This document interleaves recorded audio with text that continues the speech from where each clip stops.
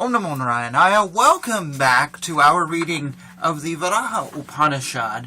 So we're in the middle of the second section. We're not going to finish this section today.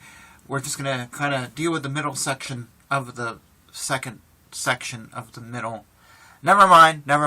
I'm just distracted today because I'm getting a haircut tomorrow and it's long overdue. So my hair's all wild. Whatever. And it's just like, I kept looking at the video before I started rolling, like, oh my god. Anyways, here we go. In me, of the form of the boar, who is infinite, and the bliss of absolute consciousness, if there is the conception of non-dualism, where then is bondage? And who is the one to be emancipated? The real nature of all embodied objects is ever the absolute consciousness. Like the pot seen by the eyes, the body and its aggregates are not. They do not really exist. Knowing as Atman all the locomotive and fixed worlds that appear as other than Atman, meditate upon them as it I am. Such a person then enjoys his real nature. There is no other to be enjoyed than the one self. If there is anything that is, then Brahman alone has that attribute. One who is perfect in Brahma Jnana, though he always sees this established universe, does not see it other than his Atman.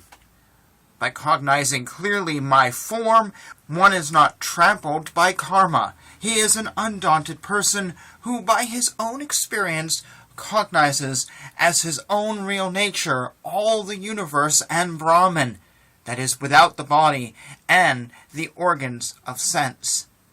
That is the all-witness. That is the one Vijnana. That is the blissful Atman, as contrasted with Jivatma, or the lower self, and that is the self-resplendent.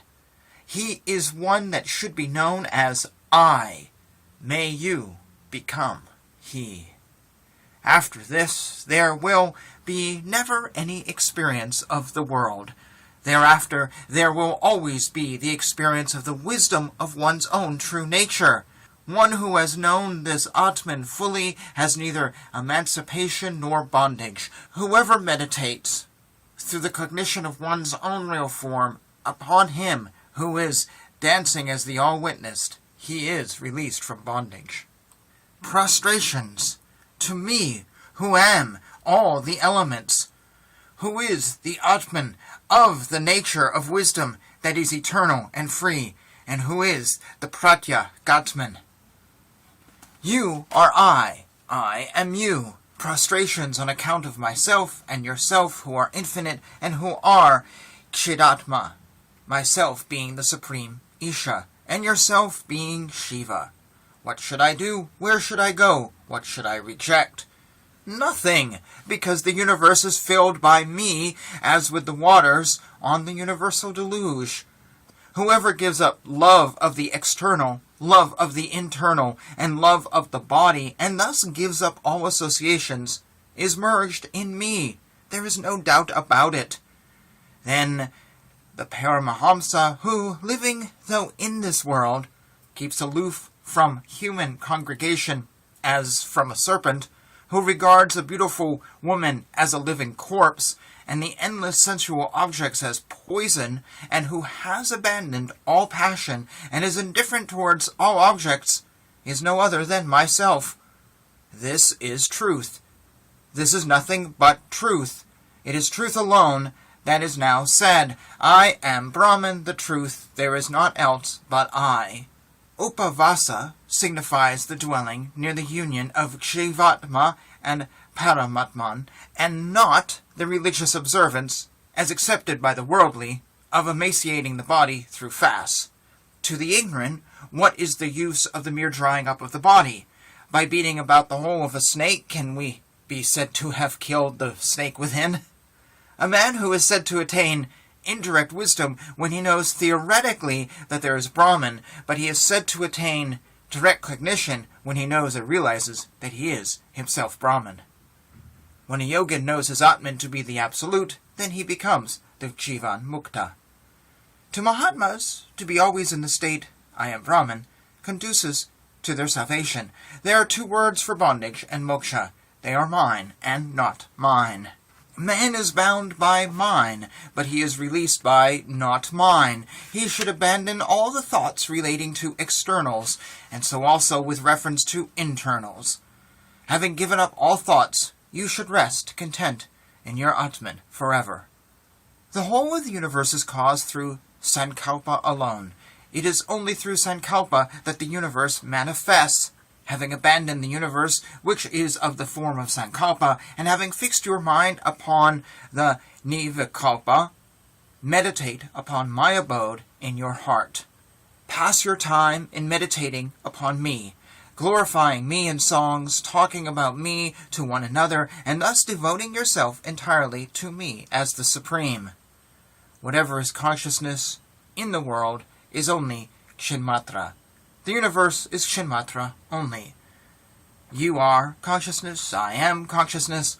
Contemplate upon the worlds also as consciousness.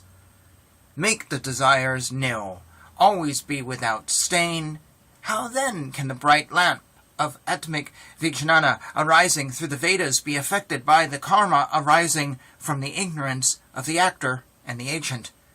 Having given up not Atman and being in the world unaffected by it, delight only in the Kshinmatra within, ever intent on the one. As the Akasha of the pot and that of the house are both located in the all-pervading Akasha, so the Jivas and Ishvara are only evolved out of me. So that which did not exist before the evolution of Atmas and Ishvara, and that which is rejected at the end, at the universal deluge, is called Maya by Brahmajanis through their discrimination. Should Maya and its effects be annihilated, there is no state of Ishvara, there is no state of Jiva. Therefore, like the Akasha without its vehicle, I am the Immaculate and the Consciousness. The creation, sentient as well as non-sentient, from thinking to the entry of those having the forms of Jivas and Ishvara, is due to the illusion of Ishvara, while the worldly existence from the waking state to salvation is due to the creation of Jiva. So the karmas ordained in the sacrifice called Trinakshaka to yoga are dependent upon the illusions of Ishvara, while the systems from Lokayata to Sankhya rest on the illusion of Jiva. Therefore, aspirants after salvation should never make their heads enter into the field of controversy regarding Jiva and Ishvara, but with an undisturbed mind, tattvas of Brahman should be investigated. Those who do not cognize the tattva of the secondless Brahman are deluded persons only.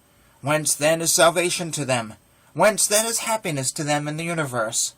What if they have the thoughts of the superiority and inferiority of Ishvara and Jiva? Will sovereignty and mendicancy experienced by a person in the dreaming state affect him in his waking state? When buddhi is absorbed in ajnana, then it is termed by the wise sleep. Whence then is sleep to me, who have not ajnana and its effects? And with that, we're going to pause here. There's just a little bit left to this section. And as always, thank you sincerely for joining me as I read all 108 Upanishads. Please subscribe to this channel and the live show that I do. Check that out if you haven't. And God bless.